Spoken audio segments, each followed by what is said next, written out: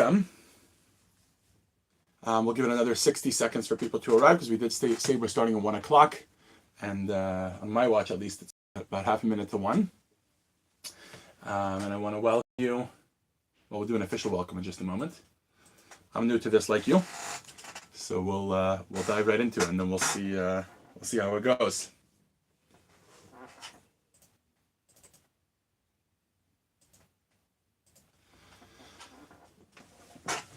Ladies and gentlemen, welcome to the Rebbe's Lens, a weekly webcast exploring the Rebbe's perspective of life. This is a brand new initiative of the Pasadena Jewish Academy here in Pasadena. And as I'm sure you can see, there's a few things that, or I don't know if you can see them, but as the class progresses, you'll see there's quite a few things that I didn't manage to get perfectly in line and perfectly perfect before the class began. One of which was that I was not aware that when you schedule a YouTube live in portrait mode, it needs to stay in portrait mode and you can't switch to landscape mode. I guess these are things we'll learn as we go along. Another thing that I learned is that when you schedule YouTube live on your phone, you cannot switch to do it from the desktop, which is how I had intended to do this. But God willing, next week we'll schedule from the desktop. And that would probably have allowed me to share the file with you in a screen share like that you'd be able to follow along with me. But that's okay. All good. Here we are. So welcome to the Rebbe's Lens. I wanted to start off by making a few housekeeping announcements about what this class is, what you can expect each week, and how it works. First of all, a typical class will usually be about 20 minutes. I would imagine that today will go a little bit over time just because we're spending time on these things. But you can expect the class to be about 20 minutes. I'll usually be good about keeping to that. So from 1 o'clock p.m. to 1:20 p.m. every Tuesday, we'll go live here on this YouTube. And in the future, the text hopefully will be sharing on the screen. But even if not, let me talk about what you should be doing if this is a class that you watch today and you enjoy. Or if you watch in the future and you enjoy it, the first thing you should do is go to our website, PasadenaJewishAcademy.com, put /lens, that's LENS, /lens, PasadenaJewishAcademy.com /lens. This is a free class, but if you register for the class, then you will be added to an email list where each week, we will not be emailing our whole email list, but each week we will email those that are specifically interested in this class with the link and the handout that comes along with it, so that you can print it out or have it, open in another tab on your computer, so you can actually follow along with what we're doing. So that's probably the most important piece of housekeeping announcement, that you should subscribe to the email reminders by going to PasadenaJewishAcademy.com /lens and making sure you're getting those emails. In addition to that, the stream will always be hosted on YouTube, right here exactly as you see it. Hopefully, as I mentioned, in the future in landscape mode, as well as with screen sharing so that I can share the text. But the link will also be available in the emails as well as posted on my Facebook. So if you don't like getting extra email reminders and you want to be able to get the link each week, the best place to find it is to go to my Facebook or to my YouTube channel, Pasadena Jewish Academy, and find it right there, and you should be able to see it right away. In terms of questions, if you have questions, you can send them in either via email or the Contact Us page on our website, PasadenaJewishAcademy.com. If you know me personally and you'd like to text me, you can do that. You can just shoot me a text message and I will see it pop up on my computer so that I can answer your questions. We have disabled the comments, the live comments, because the feed tends, I'd like the feed to be available to the public, and it tends to attract people who want to make all sorts of inappropriate comments, so we won't be using the comment section. Okay, I think that's enough for the housekeeping. And I think we're ready to get started with the actual class. So ladies and gentlemen, welcome to the Rebbe's Lens. This is a weekly webcast exploring the Rebbe's perspective of life. And each week the goal will be to dive into something called Igros Kodesh. So let me start off by talking about what that is. Igros Kodesh, one of the volumes of which I have in front of me here, is a set of over 30 volumes of the Rebbe's Torah, the Rebbe's wisdom. But it's not in the typical way. I think, at least at the Pasadena Jewish Academy, we've never done this before. We usually tend to have a class that's a talk of the Rebbe, or a discourse that the Rebbe delivered, or something else of that nature. Maybe reworked into English, maybe with exercises, maybe in a fancy course with slides, etc. But it's usually studyable material, we're not really being brought into the Rebbe's perspective. And the purpose of this class, and the difference of this class over every other class, is that we are going to be diving into the Rebbe's perspective. The way we're going to do that is with this set called Igros Kodesh. Igros Kodesh literally translates as Igros, letters, Kodesh, holy. So the holy letters of, and on the bottom it says, of the Lubavitcher Rebbe. The volume I'm holding in front of me here is volume 17. And if you open it up to any page, there are letters. Now, these letters were written in the good old times when letters were the main form of communication. Before email, before text messaging. Obviously, there were phone calls, but letters were a way of corresponding, in which you would write a letter, and then the secretariat of the Rebbe would get back to you. The Rebbe would write the letter, and then there would be two copies of that letter.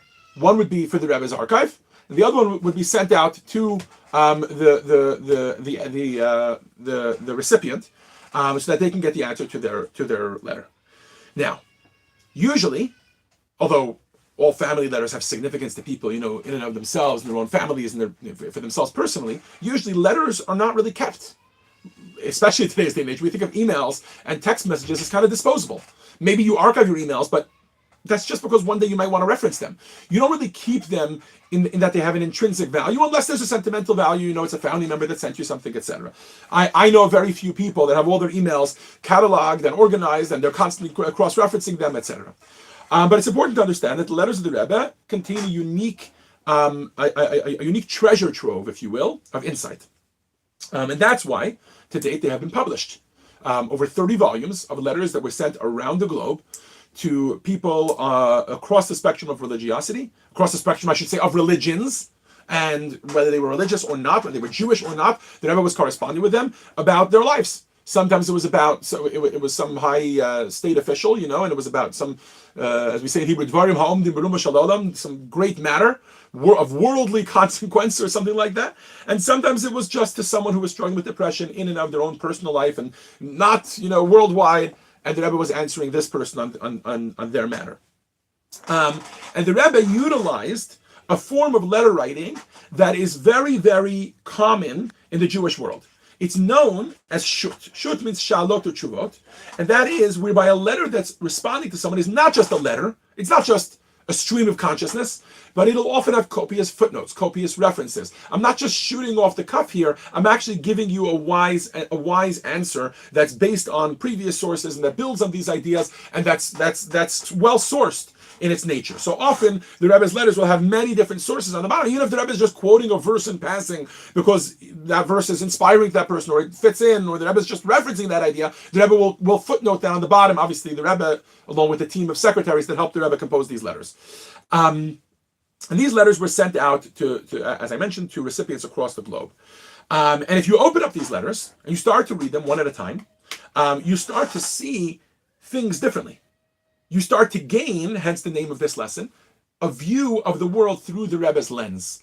Whether it's about Jewish holidays, whether it's about mental health, whether it's about Jewish practice, whether it's about Jewish institutional practice, whether it's about how to build a home, how to sustain a marriage, how to make friends, how to maintain relationships, whether it's about medical issues or mental health issues, whether it's about mitzvot and their observance and exactly how to observe them, whether it's about history and getting history right. There's it's such a huge breadth of topics that the Rebbe covers in these letters that to date, when they're published with an index at the back. So at the back of any volume, you can go, and they'll have an index of people that are mentioned in the letters, an index of organizations that are mentioned in the letters, and of course, an index of topics that are referenced in the letters.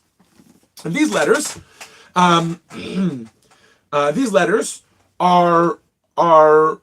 these indexes, I should say, are for each volume, and the volumes go in chronological order as the letters were published. And the indexes together were compiled into one volume, which is an index of the entire, or at least most of the body of literature that is the Rebbe's letters. And in this way, you can explore, it offers us another opportunity to explore the Rebbe's view on things, not just in this broad way by just jumping all over the world and you're in a different place with each letter and a different topic with each letter, but you can actually explore them by topic. Okay? Now, the Rebbe's letters were for the most part written in Hebrew, but there are also letters that were written in English. And the English letters obviously are written in a slightly different style, both because they're in a different language, but also because they're written to a different audience. The assumption when when a letter is written in English is that the person is possibly a little less religious, possibly a little less aware if they're being written in English and not the default, which was Hebrew or Yiddish by the Rebbe. Then presumably this person doesn't read Hebrew, which means they're less familiar with the Torah, with Tanakh, with the Talmud, with classical Jewish sources, etc. And so they offer an accessibility to ideas in these English letters of the Rebbe that you wouldn't find in Hebrew letters. There is an organization that today makes it their mission statement to try and publish as many English letters as they can. They actually put out a weekly publication. It's called Rebbe Responsa. Responsa being the word that's used for question and answers of this nature. And each one comes with like a little cover like this, right? Rebbe Responsa. I don't know if that's backwards for you guys. I see it backwards, but I don't know if it's mirroring it for you. And you can actually subscribe to it. I don't have the exact reference offhand, but I'm sure if you Google Rebbe Responsa and you'd like to receive these in your email, you can get a weekly digest of them. And they are indeed divided by topic. We're not going to be following that system. I have access to the entire archive of letters and publications that they've put out, so I'll try my best to mainly use English letters. As mentioned before, the main reason for this will be because I hope to be screen sharing it like that. You can actually see the text of the Rebbe's letter, although we won't be able to do that today. But I'm going to do my best to sprinkle in insights from the Hebrew letters as well as from the general body of literature of the Rebbe's talks and the Rebbe's discourses and the Rebbe's writings, to throw them in to kind of complement what it is that we're studying. Okay.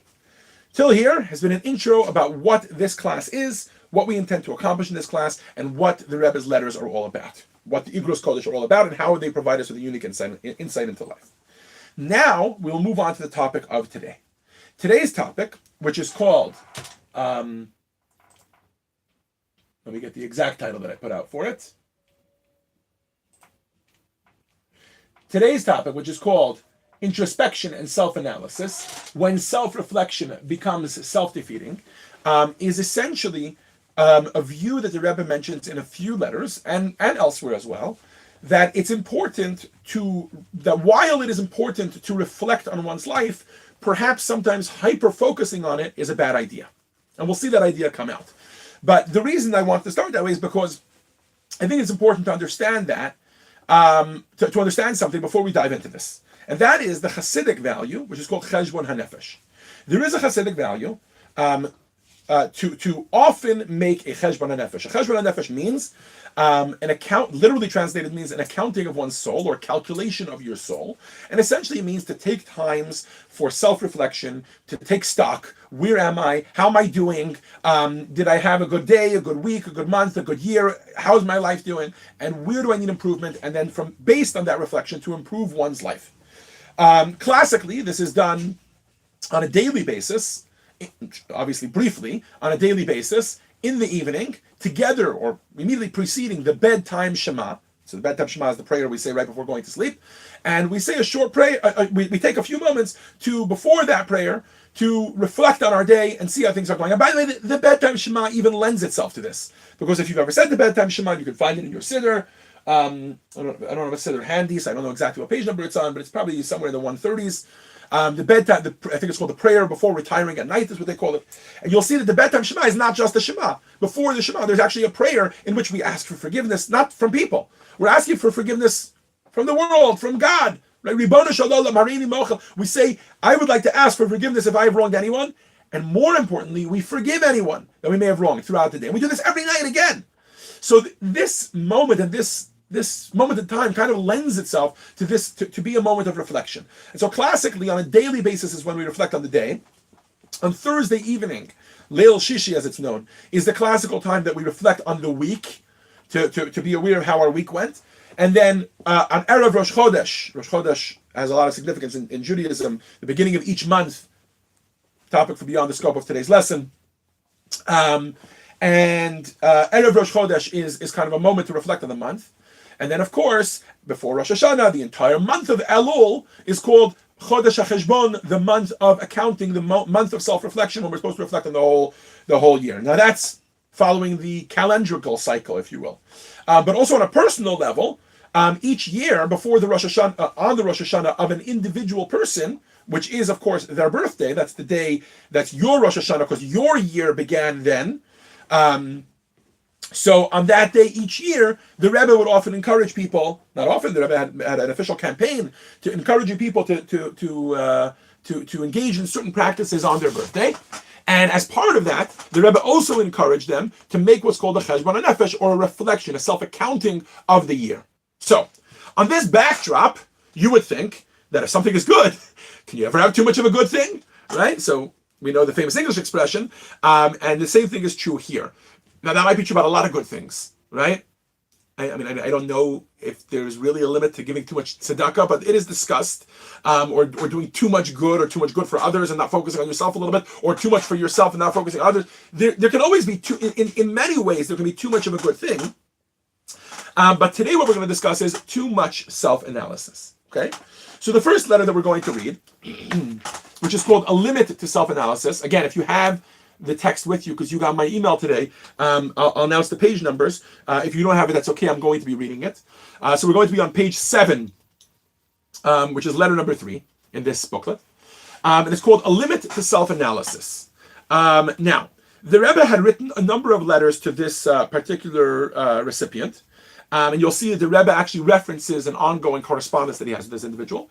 And this letter is from the 18th of Kislev, part of the reason why I wanted to share it here in this class, because we are just about at the 18th of Kislev, next Sunday, I believe, if I get my dates right. This coming Sunday will be the 18th of Kislev of this year. But this letter is from 5724, the Hebrew year of Tafshin Chaf Dalid, which corresponds to 1964. So this is a letter from 1964. And the Rebbe writes as follows. Greeting and blessing.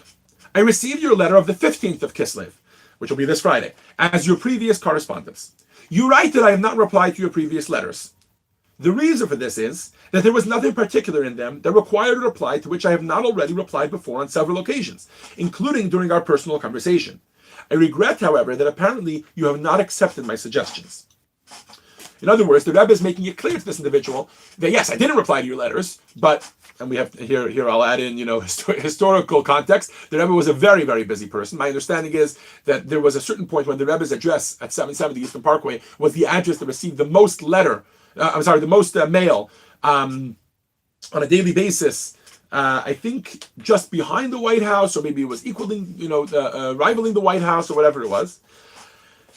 The Rebbe wasn't going to take extra time to answer this person just because they hadn't taken the messages that the Rebbe had said in the previous letters to heart. But at the point so the Rebbe didn't answer a few letters, and at the point that the person complained about this and brought this to the Rebbe's attention, the Rebbe that's when the Rebbe is writing this letter. So that's the background here.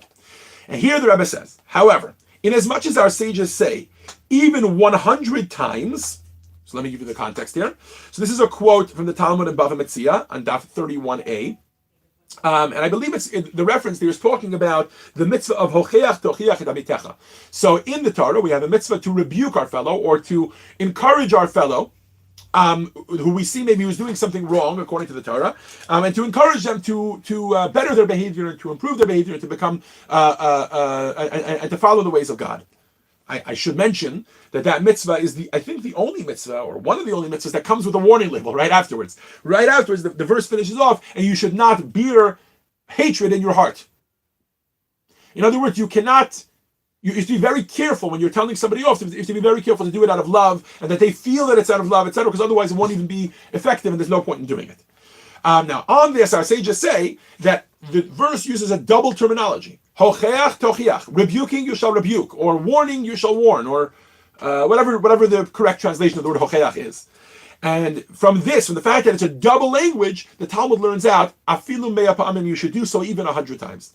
So says the Rebbe, seeing as our sages, forewarned this issue, that you might tell somebody something and they might not listen to your advice, and you might need to tell it to them again. So the Rebbe says, since the Talmud says even up to 100 times, I will repeat again the essential point. It is that you should put an end to your constant introspection and self-analysis as to what is your mood and how is your health, etc. And although generally speaking, introspection is recommended, as our sages say, reflect on three things, etc. That's a quote from Pirkei Avot, from Ethics of Our Fathers, where it says, "Histakel b'shlosha dvarim ve'ena tabali de'avera." You should constantly bear in mind three things that you will not come to transgress the will of Hashem. And they are where you come from and where you go to, and man's mortality, and the fact that there's going to be an accounting when you come up to the world to come, etc. So in other words, you're supposed to be taking an accounting. And the Rebbe continues, and a person is expected to keep a check on his thoughts, words, and actions. It is obvious that if such introspection has the wrong effect, namely bringing about depression and lack of vitality and joy in the service of God, it does not come from the Yetzer Tov, from the positive inclination, but from the other side. I suggest, continues the Rebbe, let's pause here actually for a moment. So the Rebbe firstly is making the point that there is a limit to self-introspection. It's not one of those things that just as much as you can do, the better. Rather, it's something you have to keep in check. And then, lest you immediately ask the question, how much is too much? What is the proper amount? So the Rebbe continues by giving a barometer. The Rebbe says, what is the result of your introspection? If your introspection, if your self-analysis is bringing about depression, is bringing about anxiety, it's making you have all sorts of negative feelings, that means you're doing too much of it. You have to do just enough so that you know how to correct it, and then to be able to move on and to go and to go on your way with which the normal way of serving God is by doing positive actions and focusing on the positive. And this is where the Rebbe references Tanya. I suggest that you study in the Tanya the passages dealing with the subject of the negation of atzvus, okay, which means the negation of depression, and I'll explain more about that in just a moment, and the importance of cultivating simcha, or joy, as can be found in the index at the end of the book. So the Rebbe is saying to just check the index at the end of the book of Tanya, but I'll give you a sneak peek. This subject is for the most part dealt with in chapters 26 and 27, and even 20 and 29 of Tanya. Rishi Alter Rebbe is dealing with somebody who may be struggling with depression, and the Alter Rebbe subdivides that into multiple categories. You may be struggling with depression because your service of God is not proper, and you feel like you're a morally deficient person. That might lead a person to depression. You might feel depressed because of physical matters, maybe because you don't make enough money, and you feel like you'll never make enough money, and you'll never be successful, and you're a nobody. Right? There's all sorts of things that can bring about depression, and the Alter Rebbe first categorically excludes this from the service of God. You cannot serve God while you're depressed. You have to serve God from a happy and joyous posture, and the Alter Rebbe backs this up with a verse: "Ivdu es Hashem b'simcha," you should serve God with joy. Beautiful. And then the Alter Rebbe starts to give us tips, and among those tips, which I would imagine is likely what the Rebbe is referencing here, is a tip which says that if you have feelings of depression during the day, in other words, if you have feelings of negativity about yourself during the day, and maybe they're for good reason because you did something wrong, says the Rebbe, the best advice is to delay it. Push it off to a particular time of the day, and the Alter Rebbe even recommends that it should be the evening time before the bedtime Shema. And then the Alter Rebbe says that in that window, it should be a limited time frame, and it should be super focused, laser focused. When you're going to go into the world of self-introspection, you have to go in being aware that this could lead to negative feelings and to negative behavior. And you have to be aware that self-introspection has to be directly focused towards a certain goal, and that goal is growth. That goal is learning from your mistakes. So in other words, it's not a bad thing to feel guilty or bad, or let's even call it depression. I don't think we would ever use the word depression for this, because I think one of the characteristics of depression is that it begins to consume the person. But in this instance, we're saying that you're in complete control of the situation. You felt a feeling, maybe you were in the middle of trying to get your job done at work, and these feelings of depression crept in that you did something terrible to someone. Maybe you felt like you offended someone with some words, right? Okay, so there's apologizing, then that's a separate business. But let's just talk about the work that you need to do. Says the Alter Rebbe, the first piece of advice is delay it to a particular time. Limited in time frame and limited in scope. It should only be future focused, forward focused, only about the future. Yes? Okay. So says the Rebbe, if you will reference that, then you will see that it is precisely the fact that you're involved in too much introspection and too much self-analysis that's leading to these feelings of depression and anxiety over your current status in life. I'll finish off the letter, even though I'm not sure if this part is really relevant to our topic, but still, it's always good to read the letter in its conclusion, in its completion. I'll usually try to do that. With regard to your question relating to a shidduch means matchmaking, I have also repeatedly advised you to fulfill what is written in the Torah, namely tamim tihiyah. This is a verse from Deuteronomy which says, Tamim tiyeh Hashem Elokecha, you should be sincere. Here the Rebbe translates it as to be wholehearted and straightforward. For a shidduch is not a matter of endless calculations and playful speculations. And while one should, of course, not approach the matter of a shidduch with closed eyes, one should remember that the important quality to look for in a wife is that she should be God-fearing and observant of the Torah and mitzvahs. All other qualities are only secondary. But it very often happens that when this essential quality is present, the secondary qualities are also present. So in other words, we've gone off topic a little bit here to the topic of matchmaking, but the Rebbe is applying the same principle to matchmaking. Some people, when it comes to marrying someone, so they date someone for a long time, and then they get carried away in their own mind. They're too focused on the analysis of their height. They hyper-analyze the girl that they're or the woman or the man that they are potentially going to be marrying, and they take it too far. So the Rebbe reminds him, focus on the essentials. Don't hyper focus. You're never going to control your whole life anyways.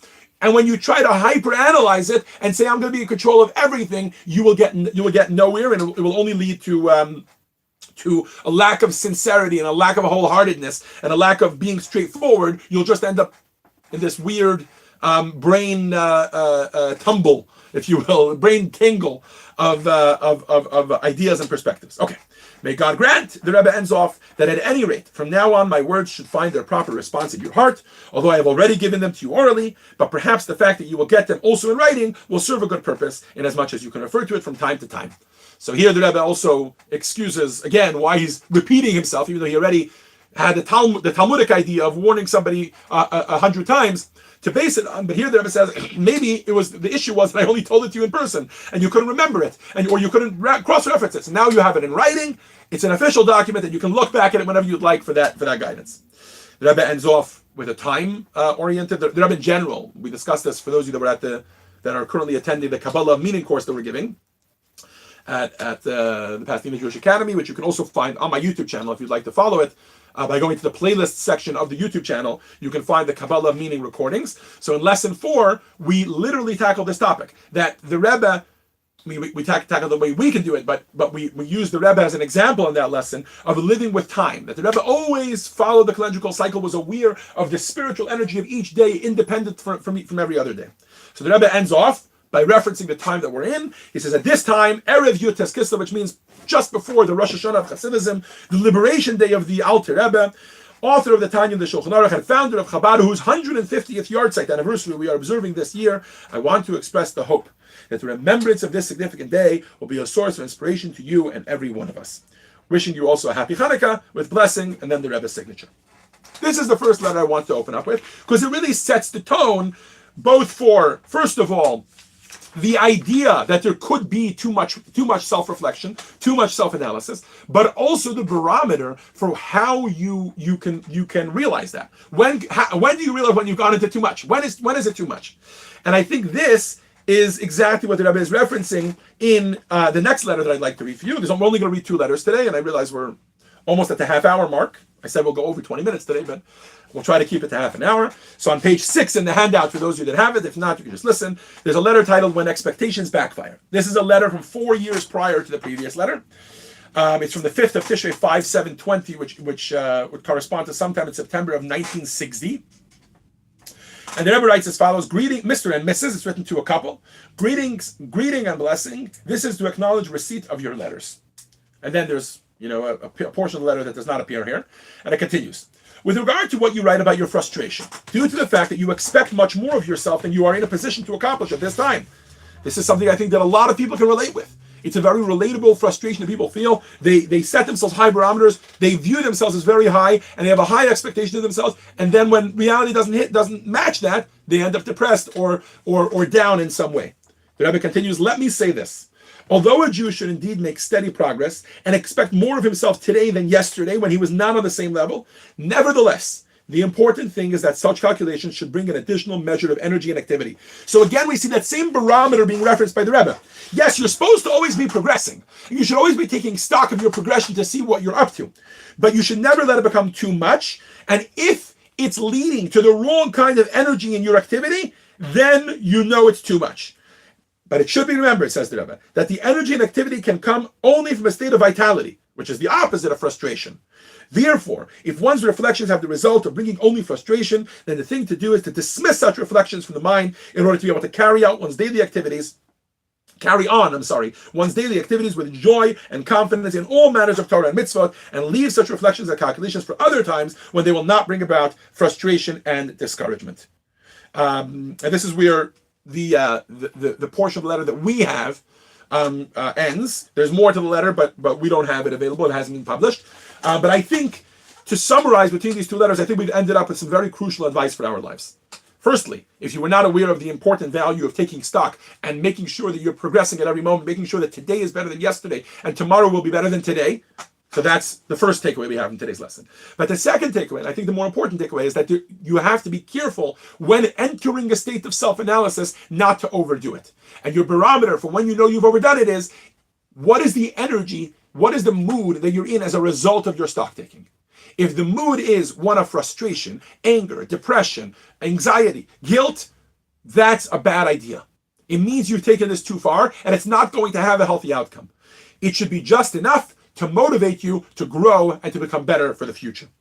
Well, this will conclude our first installment of the Rebbe's Lens, our weekly webcast exploring the Rebbe's perspective of life. Please join us next week at exactly this time, Tuesday at 1 p.m. every week. Thank you all for joining us.